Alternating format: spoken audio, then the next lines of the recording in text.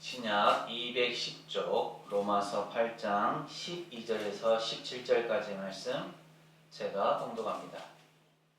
그러므로 형제들아 우리가 빚진 자로되 육신에게 져서 육신대로 살 것이 아니니라.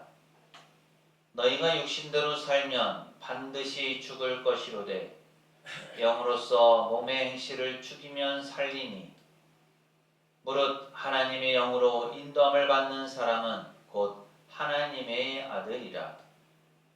너희는 다시 무서워하는 종의 영을 받지 아니하고 양자의 영을 받았으므로 우리가 아빠 아버지라고 부르짖느니라.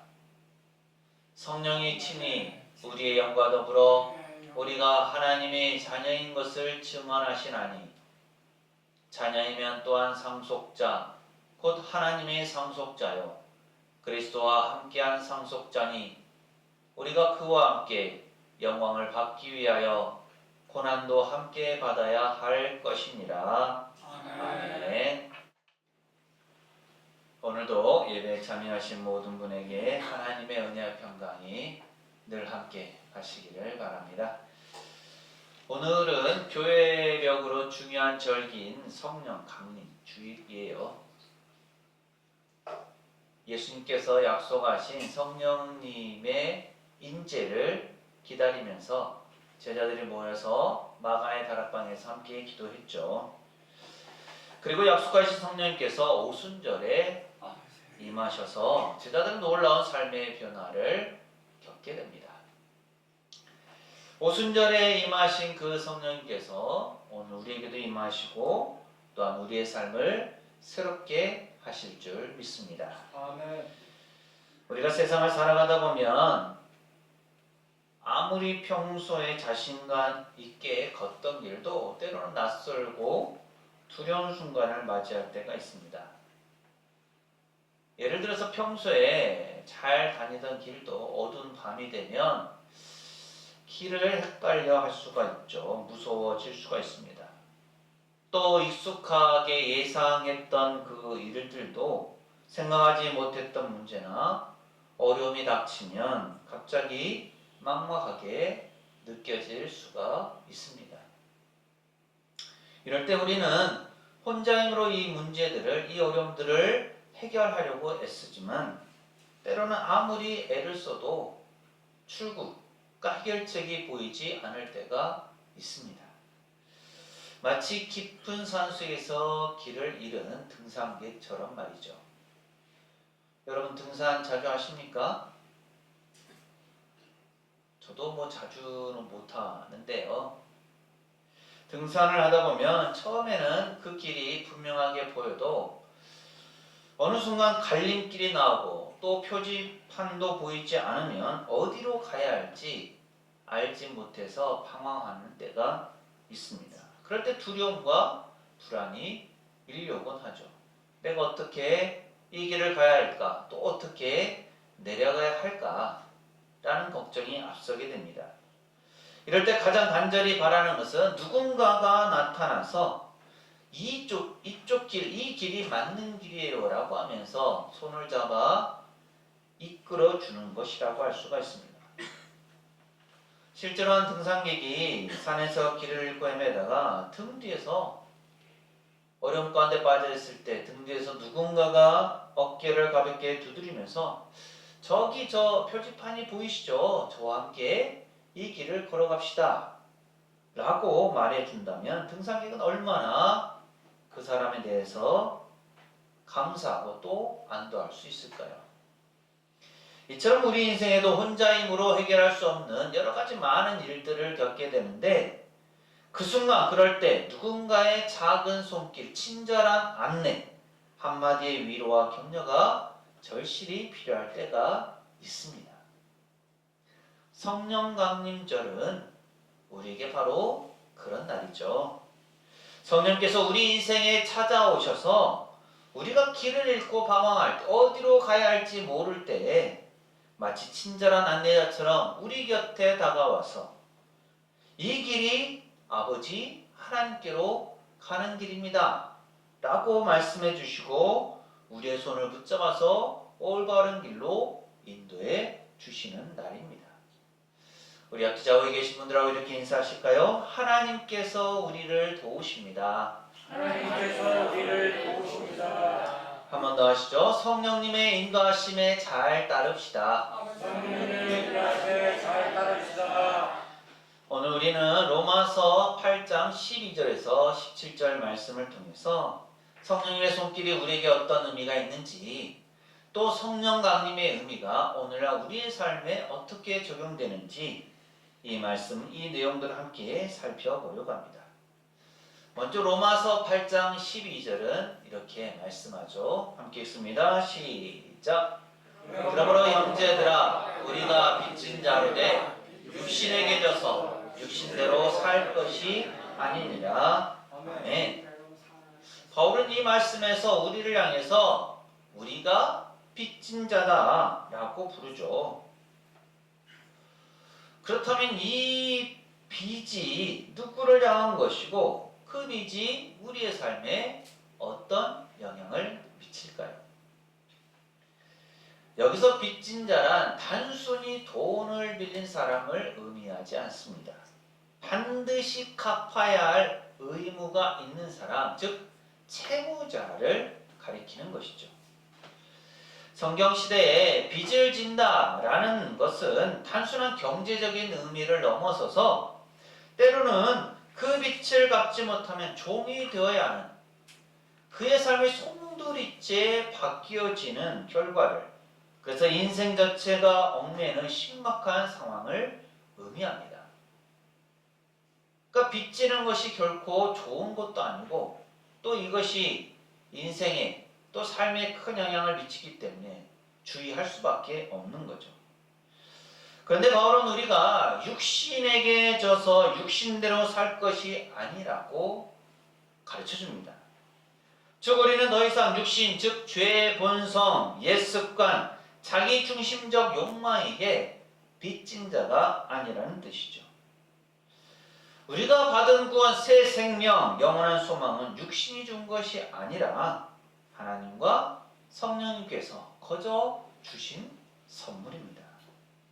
따라서 우리는 육신이 아니라 우리를 구원하신 하나님께 빚을 진 사람이죠.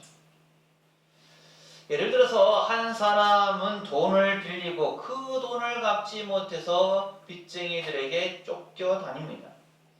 빚쟁이는 날마다 찾아와서 빚을 갚으라고 협박하고 이 사람은 두려움과 불안에 시달리게 되죠.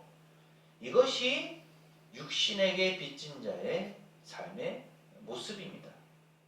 육신의 욕망, 죄의 습관, 세상의 기준이 우리를 조종하면 우리는 늘 불안하고 자유하지 못하며 결국 영적인 죽음에 이르고 맙니다.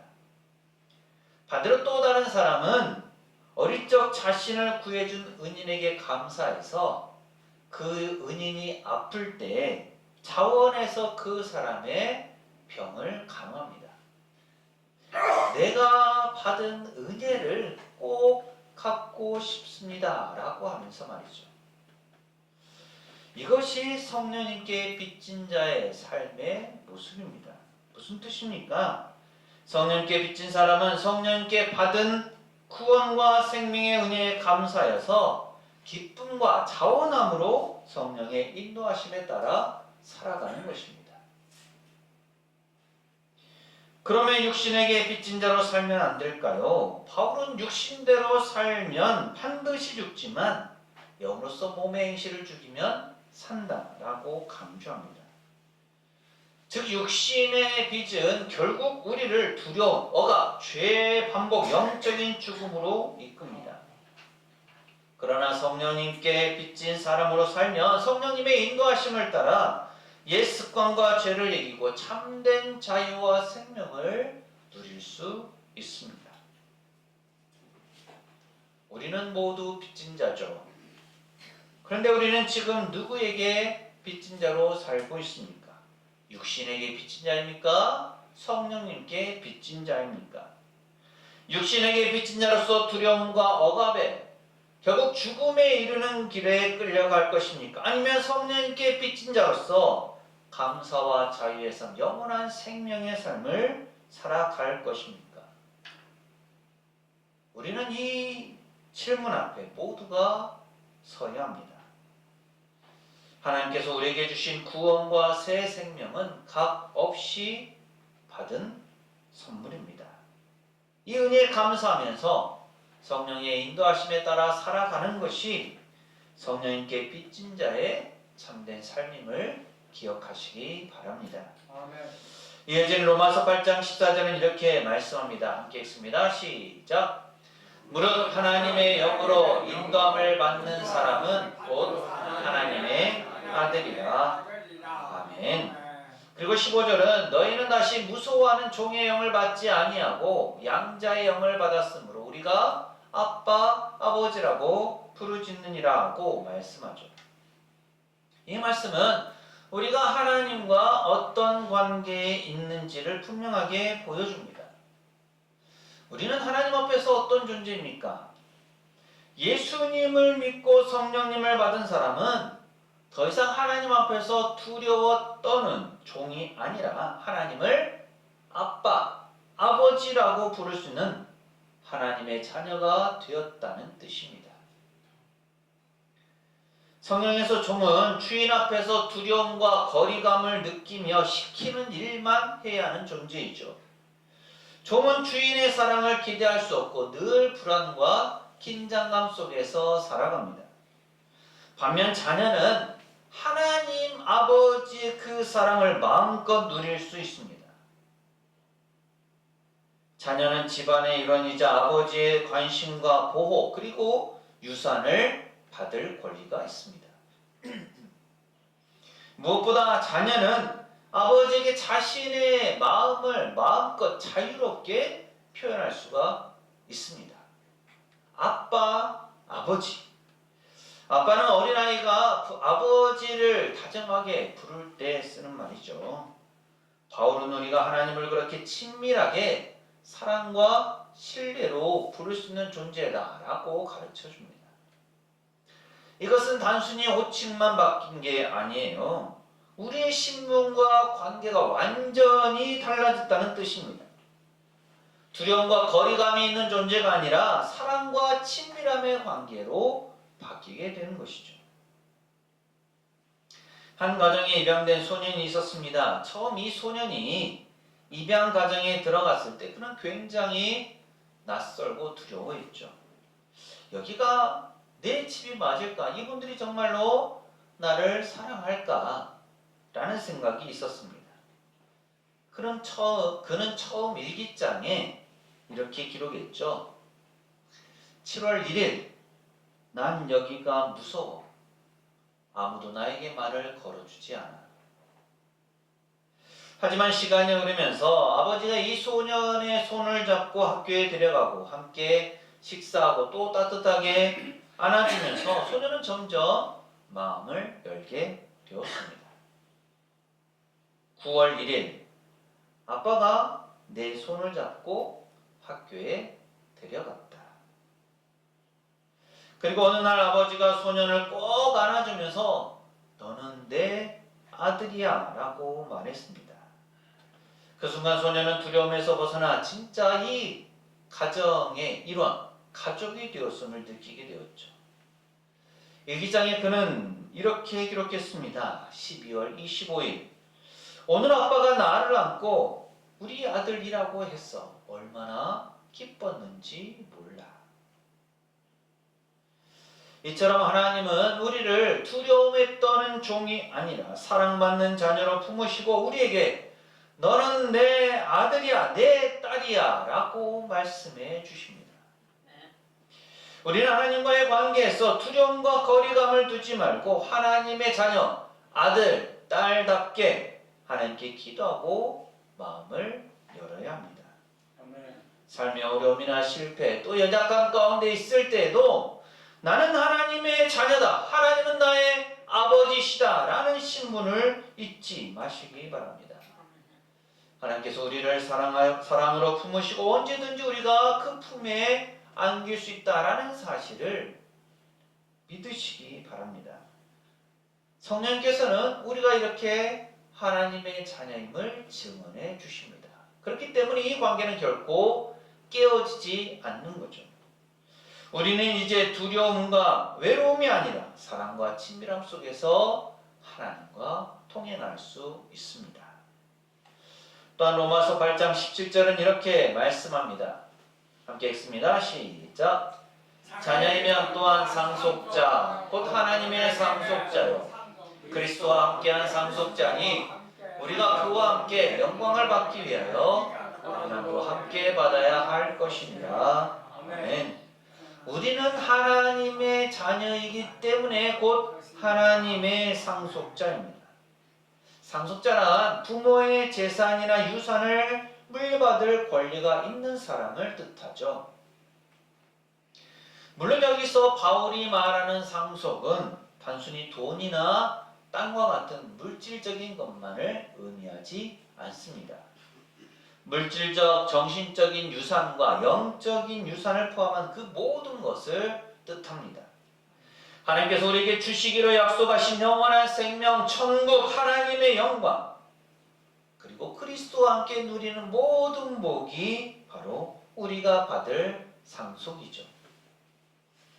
상속자는 어떤 특권을 누릴까요?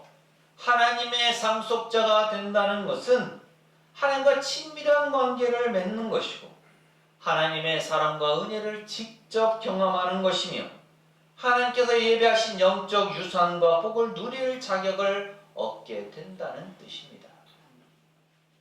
이것은 우리가 단순히 하나님의 피조물이 아니라 하나님의 사랑받는 자녀로서 아버지 집에 들어가서 모든 좋은 것을 함께 누릴 수 있다는 의미입니다.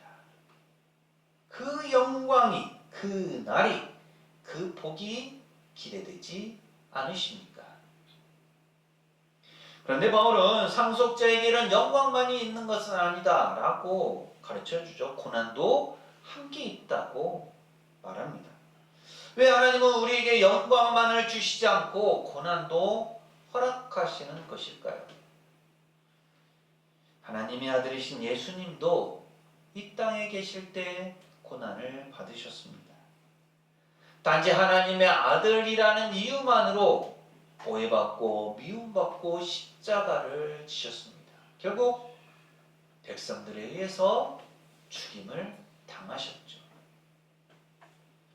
우리도 하나님의 자녀로 예수님을 따라가는 길에 때로는 오해, 손해, 분리, 심지어 핍박이나 외로움을 겪을 수 있습니다. 하지만 이 고난은 그냥 힘들라고 주어지는 것이 아닙니다. 영광으로 가는 길, 즉 하나님께서 예비하신 더 큰 상속과 복을 누리기 위한 과정임을 성경은 우리에게 가르쳐 줍니다. 하나님의 자녀라고 해서 고난이 없는 것이 아닙니다. 고난은 하나님의 자녀로서 세상을 살아갈 때 자연스럽게 따라오는 것이죠. 이 고난은 우리로 하여금 하나님의 자녀임을 포기하게 하거나 낙심하게 하려는 것이 아닙니다. 오히려 우리의 믿음을 연단하고 예수님과 더 깊이 연합하게 하면서 영광의 상속을 더 풍성하게 누릴 준비를 하게 만듭니다. 예수님은 누가복음 14장 27절에서 누구든지 자기 십자가를 지고 나를 따르지 않는 자도 능히 내 제자가 되지 못하리라고 말씀하셨습니다. 즉 고난은 주님을 따르는 자들에게 반드시 따르는 것이며 이 길 끝에는 반드시 하나님의 영광이 기다리고 있습니다. 때로 내가 겪는 고난이나 그것을 인해서 억울하거나 두려움이 느껴질 때 나는 하나님의 자녀요 상속자다. 이 고난은 하나님의 영광을 위한 과정이다 라고 믿음으로 고백하시기 바랍니다. 고난을 피하려고만 하지 말고 오히려 그리스도와 함께 그 고난을 이겨냄으로써 하나님께서 예비하신 더 큰 영광과 상속을 바라보시기 바랍니다. 상속자의 신분을 잊지 말고 고난 중에도 소망을 품고 하나님께서 나와 함께 하신다라는 그런 확신을 가지고 살아가시기를 바랍니다. 아멘. 오늘 우리는 로마서 8장 12절에서 17절 말씀을 통해서 하나님께서 우리에게 주시는 세 가지 선물을 살펴보았습니다. 첫째는 우리는 더 이상 죄와 옛습관 두려움에 끌려다니는 육신에게 빚진 자가 아닙니다. 성령님께서 주신 은혜에 감사하면서 살아가는 성령님께 빚진 자이죠. 둘째, 성령님께서 우리 안에 오심으로 우리는 하나님을 아빠, 아버지라고 부를 수 있는 자녀가 되었습니다. 이제 하나님은 멀리 계신 두려워하는 존재가 아니라 언제든지 우리가 달려가 안길 수 있는 따뜻한 아버지이십니다. 셋째, 성령님은 우리가 하나님의 자녀임을 확신시켜 주시고 그리스도와 함께 영광을 받을 상속자로 삼아 주셨습니다. 하지만 이 길이 결코 항상 쉽고 평탄하지는 않습니다. 하나님의 자녀로 상속자로 살아가는 길에는 때로 고난도 따릅니다. 그러나 이 고난은 우리를 넘어뜨리기 위한 것이 아니죠. 하나님의 영광을 더 깊이 누릴 수 있도록 우리를 단련하고 예수님과 더 가까워지게 하는 과정입니다. 성령 강림절은 단순히 과거에 있었던 오순절날의 사건만을 기념하는 날이 아닙니다. 오늘도 성령께서는 우리 곁에 계시며 우리가 길을 잃고 방황할 때 우리에게 표지판이 되어주시고 우리가 두려움에 떨 때 우리를 아버지의 품으로 이끌어주시고 고난 속에서도 영광의 상속을 바라보게 하십니다. 이제 우리는 선택해야 합니다. 내 힘과 지혜로만 살아가며 계속해서 두려움에 끌려갈 것인지 아니면 성령님의 인도하심을 따라 하나님의 자녀로서 상속자의 소망을 가지고 오늘을 살아갈 것인지를 말입니다. 우리 모두 성령님의 인도하심을 따르시기 바랍니다. 하나님 아버지의 품 안에서 참된 평안과 자유 그리고 소망을 누리시기 바랍니다. 때로 고난이 찾아올 때도 나는 하나님의 자녀요 상속자다 라는 확신을 잃지 마시고 성령께서 주시는 힘과 위로로 담대하게 살아가시기를 바랍니다. 오늘 이 말씀을 마음에 새기고 성령님의 인도하심에 따라감으로 성령 강림의 의미를 다시 한번 되새기면서 온전한 하나님의 자녀로 살아가는 우리 모두가 되시기를 간절히 소망합니다. 기도합니다. 오늘 저희에게 귀한 말씀 주심을 감사드립니다. 성령 강림 주일을 맞아 성령께서 저희를 위해 인지하신 의미를 살펴보았습니다. 저희가 육신에게 빚진 자가 아니라 성령님께 빚진 자임을 기억하면서 종이 아닌 하나님의 자녀로 아버지께 나아가며 잠깐의 고난을 넘어 하나님의 영광을 바라보기를 원합니다. 저희가 성령님의 인도하심에 잘 따라가게 하옵소서. 곁길로 새지 않게 하시고 오직 하나님의 뜻 안에서 성령님의 이끄심을 받게 하옵소서. 그래서 저희를 위해 오신 성령님의 인도하심을 잘 따라감으로 하나님의 자녀된 복을 삶 속에서 온전히 누리게 하옵소서. 예수님 이름으로 기도합니다. 아멘. 성령님께서 오심은 우리를 의의 길로, 평강의 길로, 구원의 길로 인도하시기 위함입니다. 우리는 성령님께 빚진 자로 하나님의 자녀가 되어 영광과 함께 고난을 받습니다. 우리가 어떤 어려움 속에 있더라도 우리가 하나님의 자녀라는 사실은 변하지 않습니다. 사랑하는 세상교회 교우 여러분, 이 말씀을 품고 세상으로 나아가십시오. 하나님께서 우리와 함께 하십니다.